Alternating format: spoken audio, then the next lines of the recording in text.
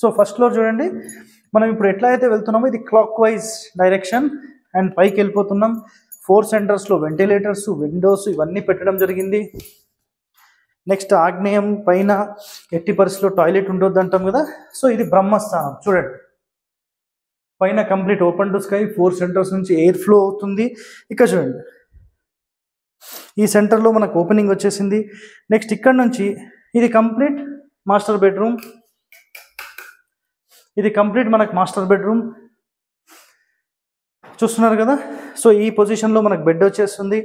Locker వచ్చేసేసి నార్త్లో.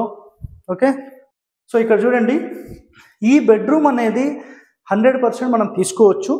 Next ఇక్కడ పాయింట్ ఏంటంటే ఈ రూమ్కి సంబంధించినంత వరకు ఇది బెడ్రూమ్, కబోర్డ్స్ వచ్చేసాయి. ఒక భాగం మనం ఏదైతే కిచెన్ తీసుకున్నామో దానిపైన టాయిలెట్స్ అవుతుంది. ఇక్కడ ఏం చేస్తారు చూడండి రండి, ఇది కంప్లీట్ డ్రెస్సింగ్ రూమ్ తీసేసుకున్నారు, మొత్తం డ్రెస్సింగ్. పెద్ద మిర్రర్ బాబు అక్కడ లాంగ్ వెళ్ళిపో. ఇక్కడ చూడండి ఇది పెద్ద డ్రెస్సింగ్ అనమాట, డ్రెస్సింగ్ మిర్రర్ తీసేసుకున్నారు. ఇదంతా కబోర్డింగ్స్, వార్డ్రోబ్ ఇదంతా వచ్చేసింది.